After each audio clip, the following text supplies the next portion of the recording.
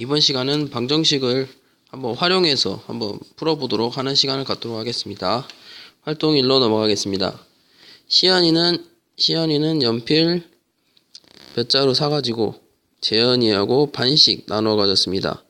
나눠 가진 연필 중 3자루를 형우에게 주었더니 5자루가 남았습니다. 시연이가 산 연필은 총 몇 자루인지 알아봅시다. 구하려는 건 뭡니까? 시연이가 산 연필의 수죠, 수.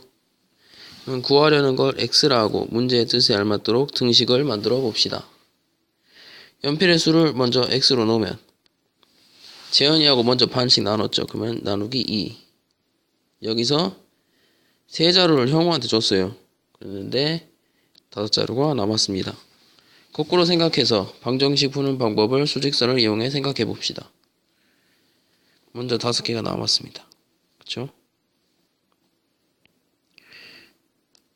3개를 줘가지고 5개가 됐잖아요. 그러면 8개. 근데 이게 나눈 게 8개잖아요. 그러니까 원래 있던 거는 16개다. 그럼 방정식의 x값을 구하려면 먼저 등식의 어떤 성질을 이용해야 한다고 생각합니까?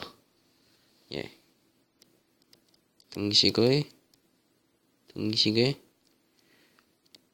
양쪽에 같은 수를 더해도 등식은 성립합니다. 이걸 해야겠죠. 왜냐? 먼저 이걸 없애야 되잖아요. 이 3이요. 마이너스 3을 없애야 됩니다. 그렇죠? 그럼 x값을 구하려면 그 다음에 등식은 어떤 성질을 이용해야 돼요? 그렇죠? 등식의 양쪽에 같은 수를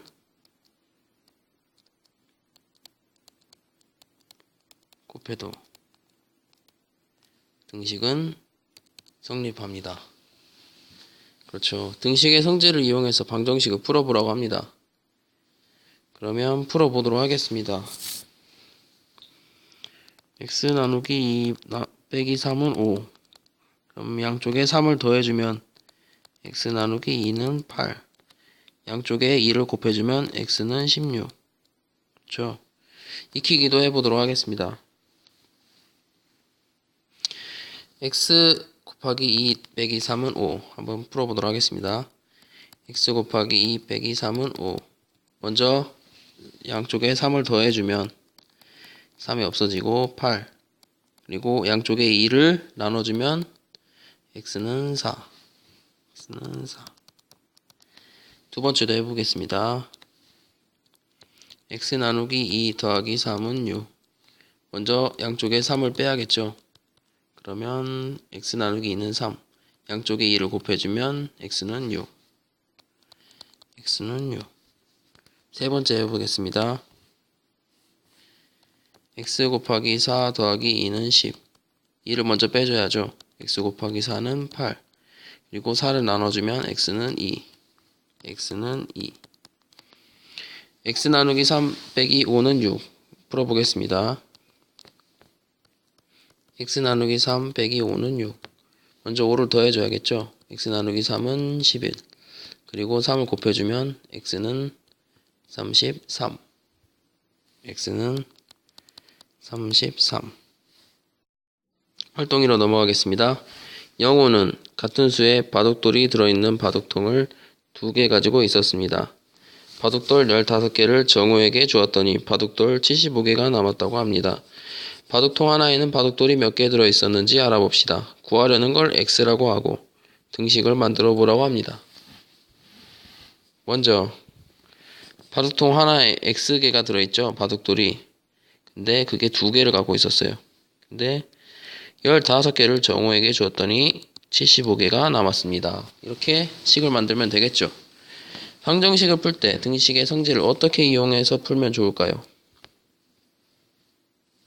먼저 등식의 어떤 성질을 이용해야 될까요?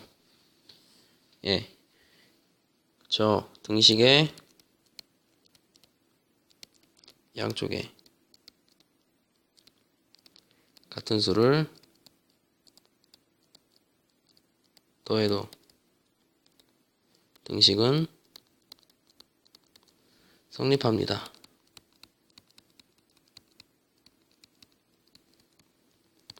왜 그렇게 생각합니까?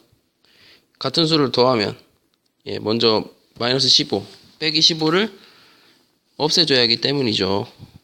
그 다음에는 어떤 성질 이용해야 됩니까? 그렇죠. 곱하기 2를 없애려면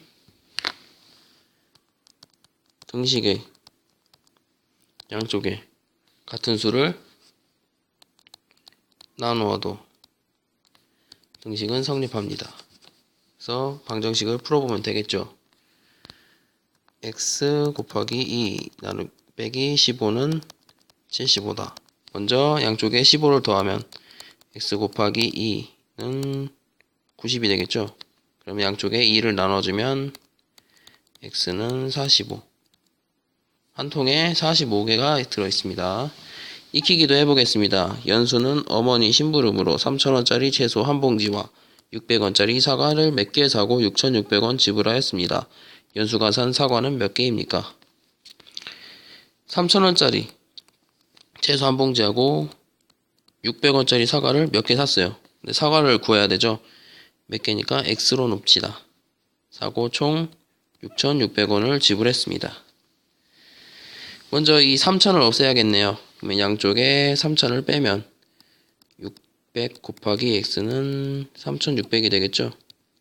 그리고 이 600을 없애야 되잖아요. 그러니까 600을 나눠주면 x는 6. 6개를 샀습니다. 사과는 6개. 이번 시간은 여기까지 하도록 하겠습니다.